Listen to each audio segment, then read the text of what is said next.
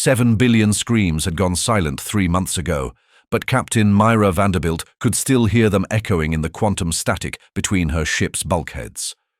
The Endurance drifted through the cosmic graveyard where Earth's solar system had once burned bright. Now, nothing but twisted space-time and crystalline scars that hurt to look at directly.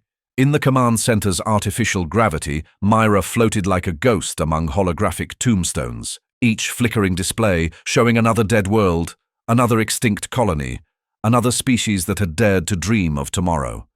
She was the final period at the end of humanity's story, or so the Devourers believed. She was alone. The realization still hit her like a plasma bolt to the chest, even after 3 months of solitude. 7 billion souls reduced to one. Earth, Mars, the outer colonies, the generation ships, all gone. The Devourers had been thorough in their harvest. But they had made one critical error. They had left her alive. Myra's fingers paused over the quantum communicator as another wave of grief threatened to overwhelm her. The faces of her crew flickered through her memory. Commander Martinez, with his infectious laugh. Dr. Yamato and her impossible theories about dimensional physics. Young Ensign Park, who still believed they could find a way home. All consumed by the crystalline parasites that had swept through human space like wildfire. The Devourers called themselves the Kethmori, the Eternal Harvest. They were ancient beyond human comprehension, beings of living mineral and quantum consciousness that fed on biological neural networks. They had consumed 1,000 species across 1,000,000 years, growing stronger with each extinction. Humanity was meant to be just another meal. They hadn't counted on human stubbornness. Myra pulled up the tactical display, watching the red dots that represented the Kethmori fleet. 12,000 ships, each one a kilometer-long crystalline spear capable of reducing a planet to lifeless stone. They were hunting her now, following the Endurance through dark matter streams and gravitational wells, patient as death itself. But patience was a luxury Myra no longer possessed. She activated the ship's central AI, and the familiar blue projection of ARIA materialized beside her. The artificial reconnaissance and intelligence assistant had been her only companion since the fall of humanity, evolving far beyond her original parameters in the months of isolation. Status report: ARIA. The Kethmori fleet maintains pursuit vector, Aria replied, her synthetic voice carrying undertones of emotion that shouldn't have been possible. They will intercept us in 17 hours, 14 minutes. The dimensional anchor device remains at 97% completion. Myra nodded grimly. The dimensional anchor, Dr. Yamamoto's final gift to humanity. A weapon that existed only in theoretical physics until 3 days ago, when Myra had finally cracked the quantum equations scrawled in the doctor's blood on the walls of Laboratory 7. And the other preparations. The neural resonance amplifiers are calibrated to your specific brainwave patterns. The quantum entanglement field generators are primed. Captain ... Aria's voice carried an unusual hesitation. Are you certain about this course of action? The probability of survival is 0.01%, Myra finished. I know the odds, Aria. I helped calculate them. She pushed off from the console and drifted toward the observation deck, Aria's projection following like a loyal ghost. Through the transparent aluminum she could see the approaching stormfront, a wall of twisted space-time that marked the edge of the maelstrom, a region where the laws of physics grew thin and reality itself became negotiable. It was there that humanity would make its final stand, not through force of arms or superior technology, but through the one thing that made humans unique in a galaxy full of advanced civilizations, their capacity for sacrifice, born of love. Tell me about the Kethmori home system again, Myra said, settling into the pilot's chair. Aria's projection flickered as she accessed the databanks. The Kethmori nexus exists in a parallel dimensional space anchored to our reality through quantum bridges. Their entire civilization, if it can be called that, consists of a single massive consciousness distributed across crystalline matrices. They experience all thought, all sensation, all existence as one unified entity. Their greatest strength, Myra murmured, and their greatest weakness.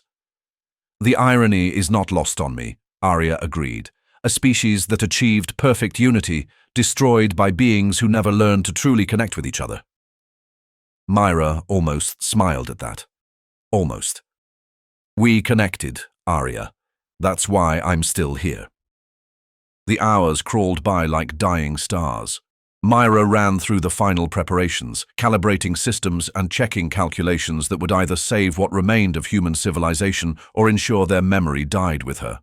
The neural interface helmet felt cold against her scalp as she ran diagnostic after diagnostic. The dimensional anchor hummed to life in the ship's core, a device no larger than a human heart but containing the gravitational force of a collapsed star, held in perfect quantum suspension.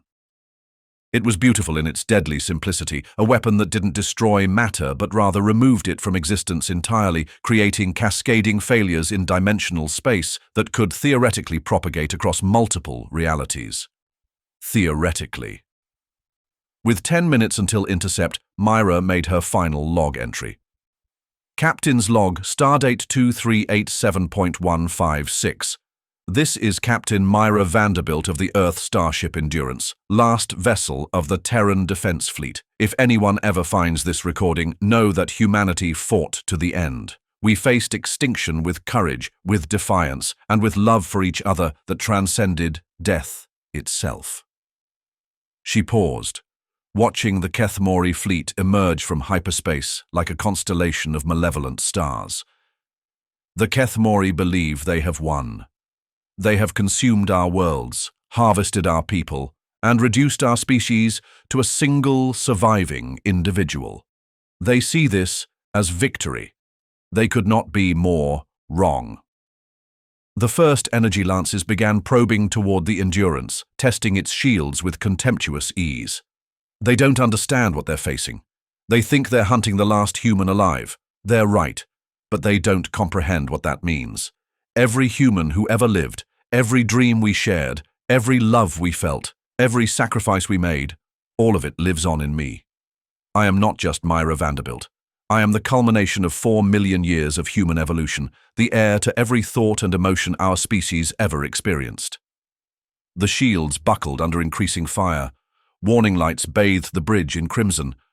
And they have no idea what's coming. Myra activated the neural interface, feeling the dimensional anchor's energy patterns merge with her consciousness. The pain was immediate and overwhelming, like having her neurons rewritten in liquid fire. But beneath the agony, she felt something else. Connection. Through the quantum entanglement fields, her mind touched something vast and alien. The collective consciousness of the Kethmori. For a moment, she experienced existence as they did. Perfect unity, flawless coordination, the cold satisfaction of successful predation stretched across eons. And then she showed them what it meant to be human. The first emotion that flooded their crystalline minds was love, not the abstract concept they had observed in their prey, but the raw, desperate, all-consuming love that had driven humanity to its greatest achievements and most terrible sacrifices. Love for children who would never be born, for partners who had died screaming in crystalline cocoons, for a blue world that now existed only in memory. The Kethmori recoiled from the alien sensation, their perfect unity fractured by the chaos of individual feeling. But Myra was just beginning. She poured grief into their consciousness, the grief of species extinction, of final endings, of dreams that would never be fulfilled.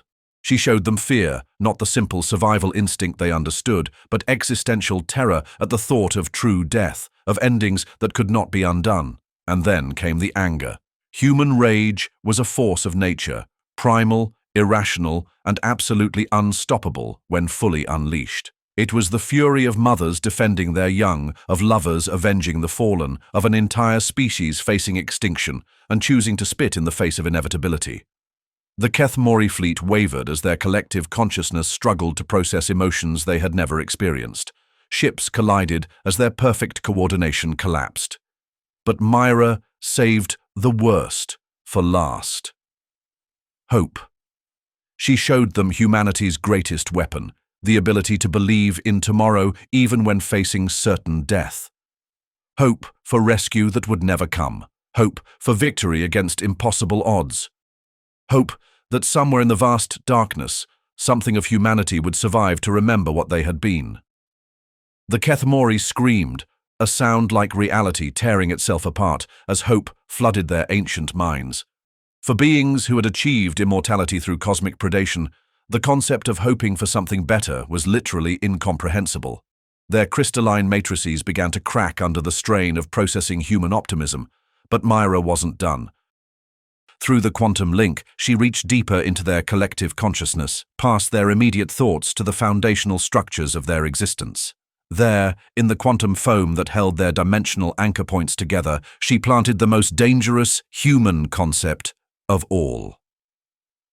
Doubt. "You call yourselves eternal," she whispered across dimensional space. "But what if you're wrong? What if there's something after death?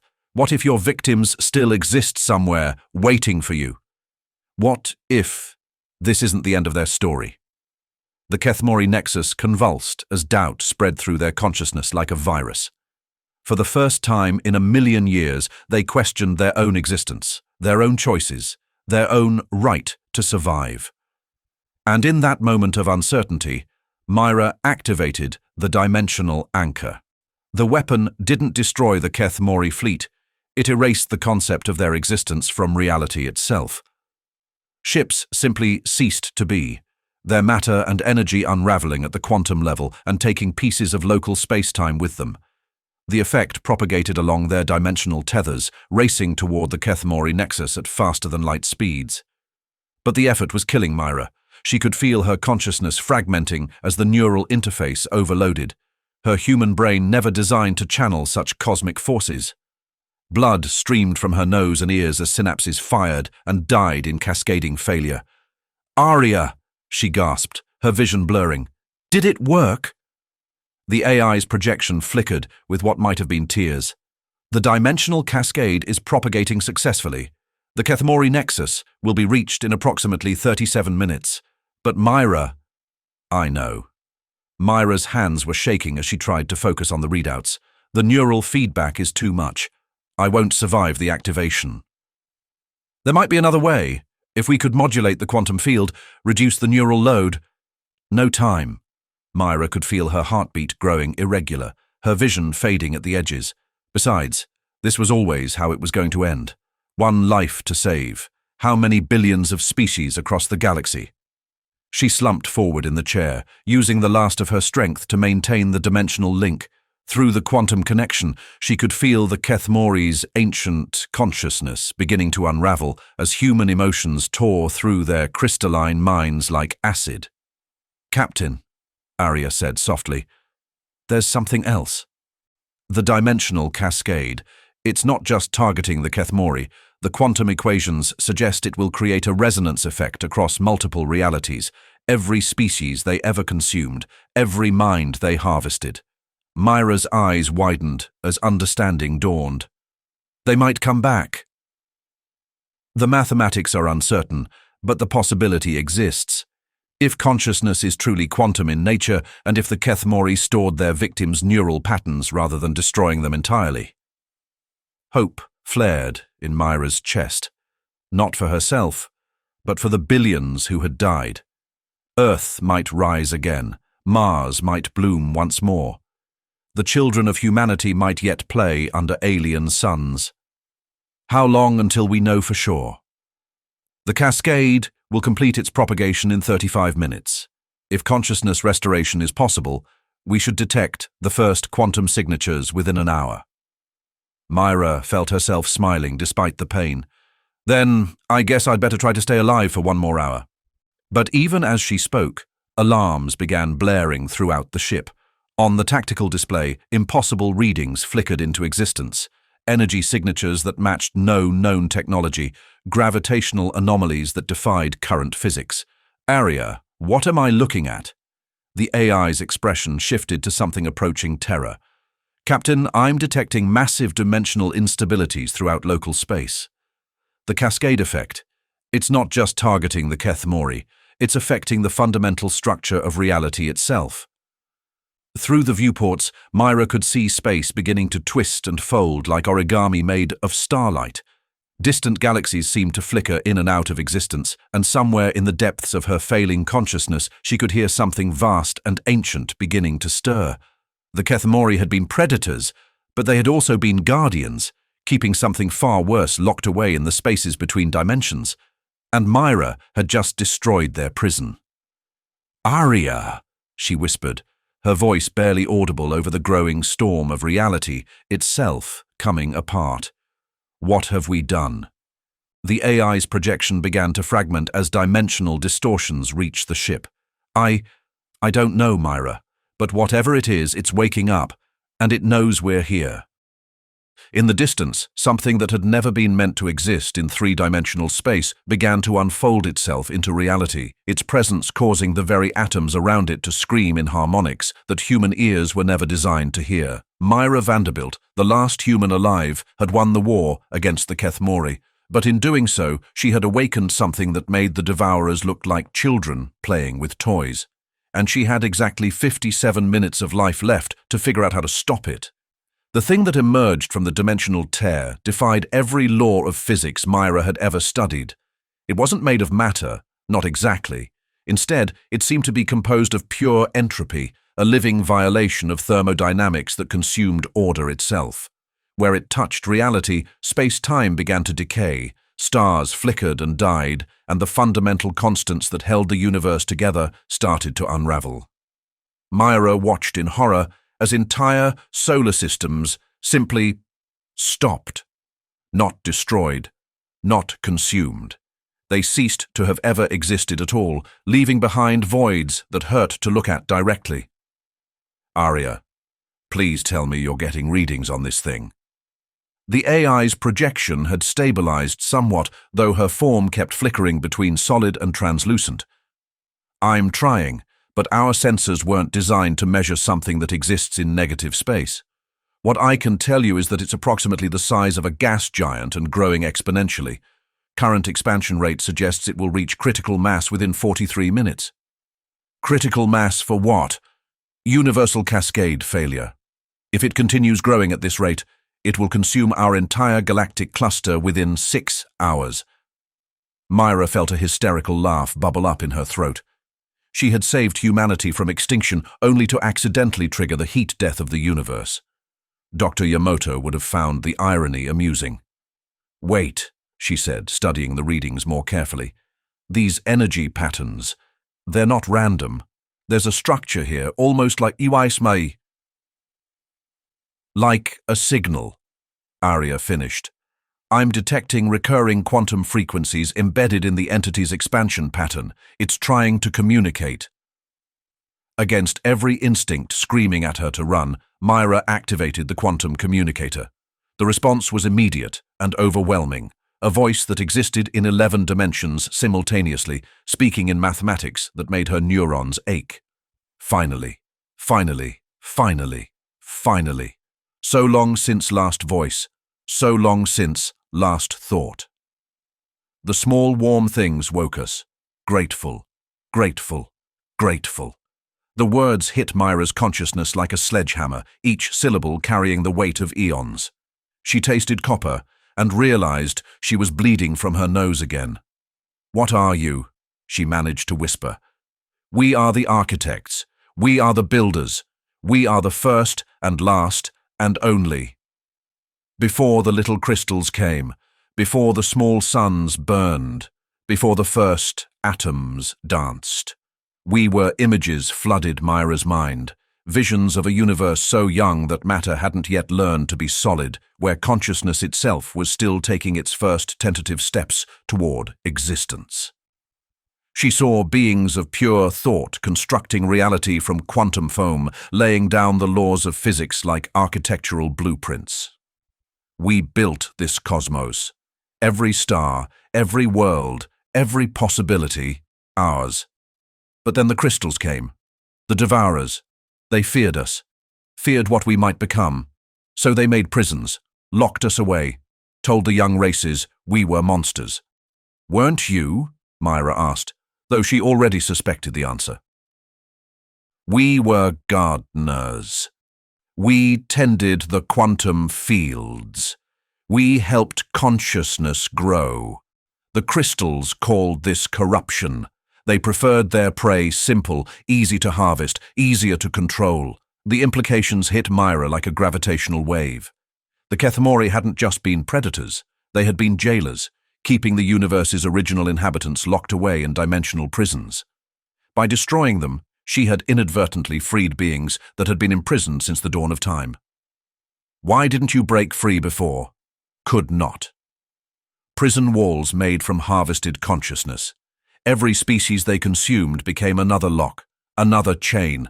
But when the small warm thing, when you showed them doubt, when you made them question. The foundations cracked, the walls fell.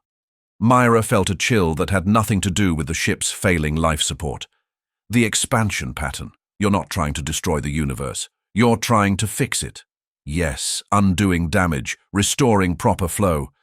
But small warm things built lives in broken places, must be careful, must be gentle, must not break what grows in cracks. Can you bring them back? The question escaped before Myra could stop herself. The humans, the billions who died.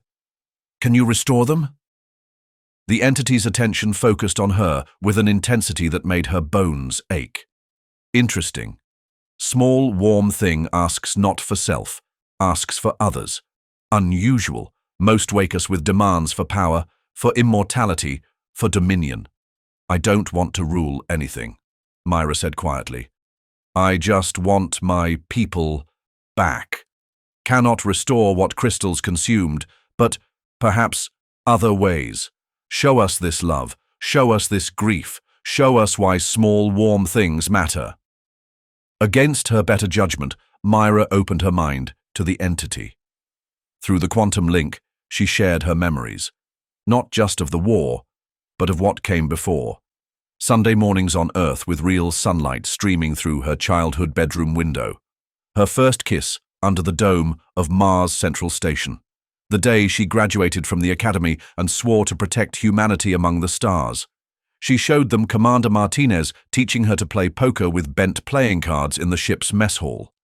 Dr. Yamamoto's infectious excitement when she cracked a new equation.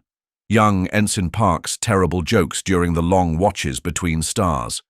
She shared her grief, not just for the dead, but for the living. For the children who would never grow up, for the stories that would never be told, for the songs that would never be sung. She showed them humanity's greatest tragedy, not that they died, but that they died believing they were alone. The entity recoiled, then surged forward, its consciousness wrapping around Myra's memories like a curious child examining a new toy. Fascinating. Small, warm things burn so bright, so brief, each one unique, each one irreplaceable. We understand now why crystals feared, not because dangerous, because beautiful. The expansion pattern shifted, slowing its relentless growth. Around the ship, reality began to stabilize as the entity exerted conscious control over its dimensional distortions. Cannot bring back exact copies, but can give essence, can plant seeds. Small warm things live again, but different, better, ready for what comes next. What comes next? Myra asked, though she wasn't sure she wanted to know. Others wake, others rise. Crystals were not only jailers. Throughout cosmos, prison walls crumble, some inmates grateful, some less so. Some remember only rage, only hunger, only desire for revenge. The view screen flickered to life, showing distant galaxies where dimensional tears were opening like wounds in space-time. Some released beings of light and consciousness, entities that immediately began repairing the damage around them. Others vomited forth things that had been locked away for good reason. How many? Myra whispered.